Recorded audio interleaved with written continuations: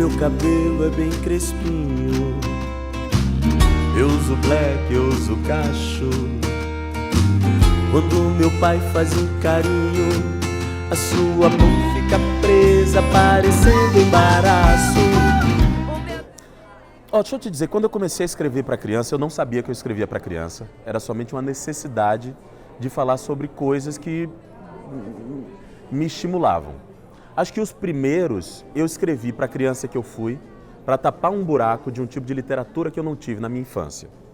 Depois, quando eu tive filhos, eles começaram a me estimular e me ensinar coisas, por causa de uma interação real. Sempre foi uma preocupação para mim, particularmente. Cara, não sei, às vezes parece que criação de filho é responsabilidade da mãe e que o pai é um auxiliar. Eu nunca acreditei nisso, eu sempre quis e fui muito presente, muito ativo.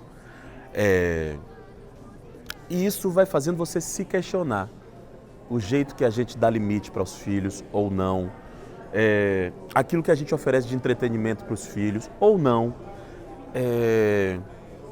E isso me mobiliza, isso mexe muito comigo. E eu comecei a escrever também os outros livros, inspirado na relação que eu tinha com eles. O primeiro foi para explicar a meus filhos coisas do mundo através de rimas, talvez para falar sobre assuntos que às vezes eram difíceis para eu falar sem o auxílio da arte, para ficar mais fácil de falar com eles, como morte, por exemplo. Tem um livro que eu falo sobre morte, através de uma conversa que eu tive com meus filhos. Só que tudo muito do meu jeito, que é esse jeito meio afetivo, meio humorado. E eu percebi que isso tinha um efeito grande, tanto nas crianças quanto nos pais. Que era um jeito de falar de coisas que fariam as crianças serem adultos mais saudáveis e mais legais, mas com uma linguagem humorada e afetuosa. E eu acho que tem uma certa eficiência. E a partir daí eu comecei a perseguir esse lugar. Esse projeto atual é resultado de uma busca. Porque às vezes a gente fica tentando falar... A nossa comunicação hoje em dia está muito assim, né? Muito na violência, no vômito de verdades. E isso tira diálogo. Então a busca é toda assim, é para falar assim sobre autoestima? Falar sobre identidade?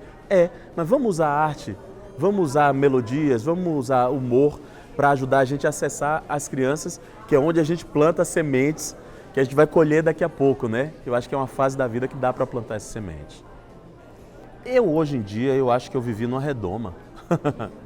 Vivi numa redoma por várias coisas, assim. Por exemplo, eu fui criado numa casa com quintal. Era um lugar onde eu podia me expressar livremente, um lugar que era lúdico e era um espaço físico que eu, mesmo em dias de tristeza, eu ia para ali e contemplava o universo.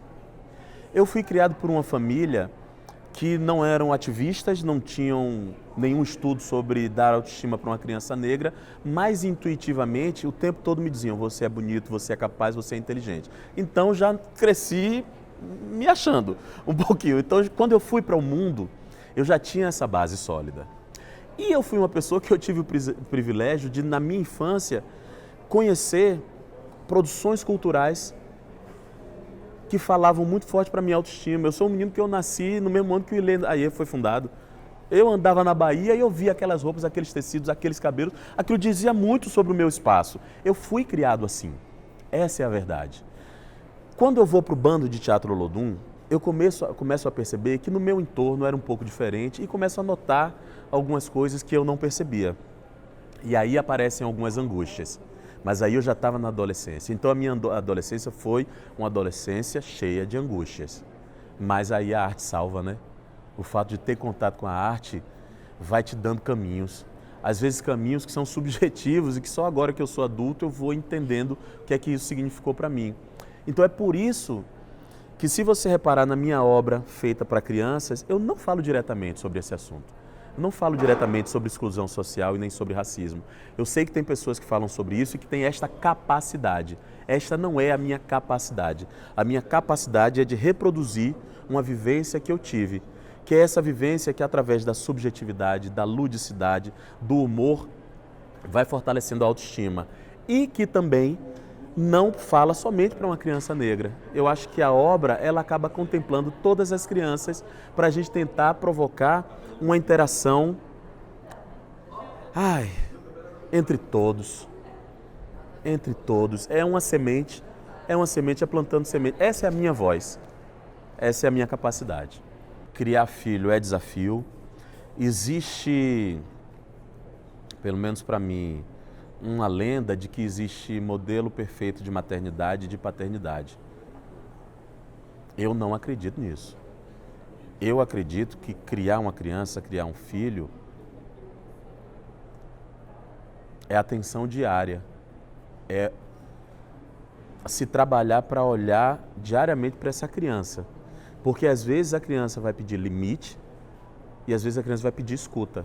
Se a gente cria modelo de perfeição em paternidade e maternidade, a gente perde o que é mais legal, que é a interação real com a criança, onde a gente se transforma também, e a escuta para aquele serzinho, para a gente conseguir criar repertório de criação. Você sabe que o meu livro recente que eu escrevi para o Mundo Bita, chamado Sinto que Sinto, é justamente sobre isso.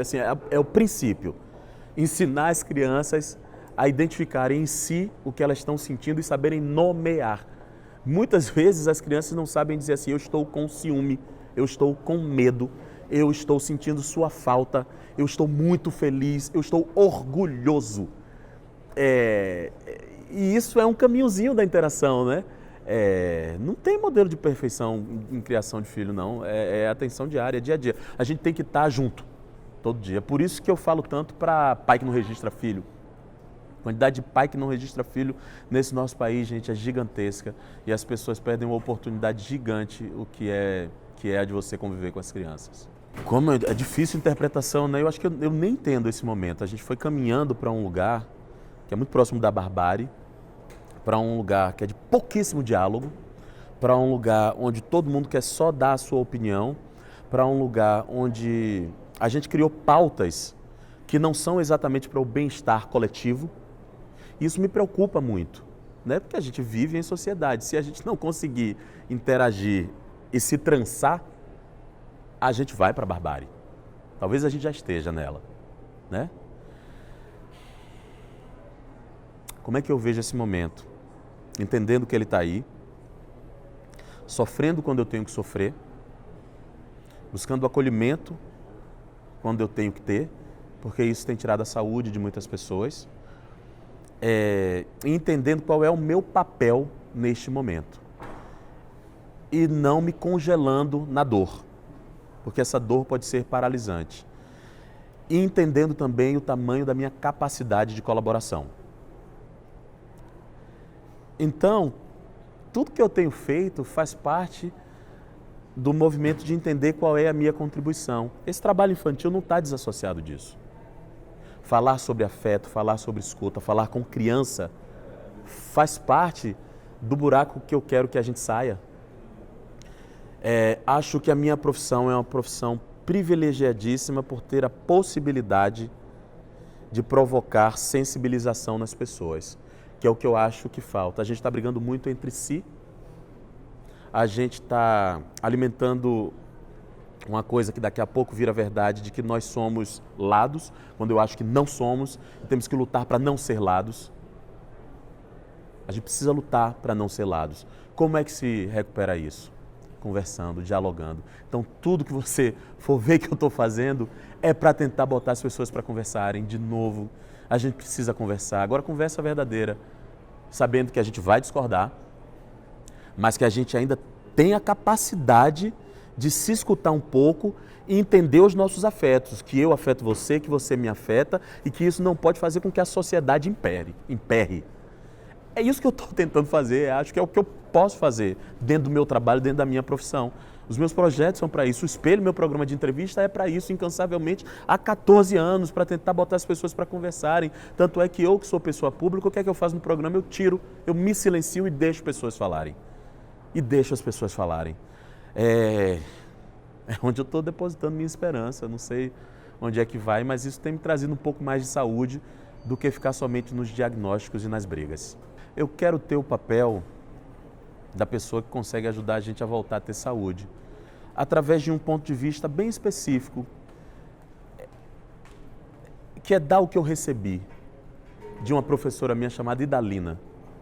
Professora Idalina, quando eu tinha 16 anos de idade, ela me ofereceu escuta, Professora Idalina, quando eu tinha 16 anos de idade, ela me relembrou o conceito de ética, ela me relembrou o valor da educação, ela me informou onde é que a cultura estava no meu dia a dia e como eu me beneficiava disso e como eu me transformava e me melhorava através disso.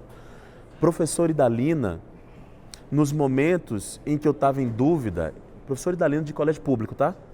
Ela me acolheu nos momentos que eu estava mais confuso. E professora Idalina, falar de professor eu acho importante, né? Eu acho que o que ela me ensinou é o que é minha meta hoje. Conseguir ter forças para relembrar o que são esses valores. Porque eu não sei se eu seria capaz de fazer diferente disso e nem sei se eu seria útil. Eu tô focando na Pro-Idalina. Ah, para onde o Brasil caminha? A resposta de 100 milhões de reais. Não sei para onde o Brasil caminha, não. Acho que se eu for ficar olhando para onde o Brasil caminha, eu vou paralisar. Eu estou olhando para hoje, para agora e para a ação que eu posso ter. Não estou olhando lá para frente, não, porque isso pode me entristecer. Quero ficar triste, não, porque eu quero ficar forte. É um carinho demorado na cabeça. São os seus dedos enrolados nos meus cachos. Denguidacho, Denguidacho, Denguidacho, Denguidacho.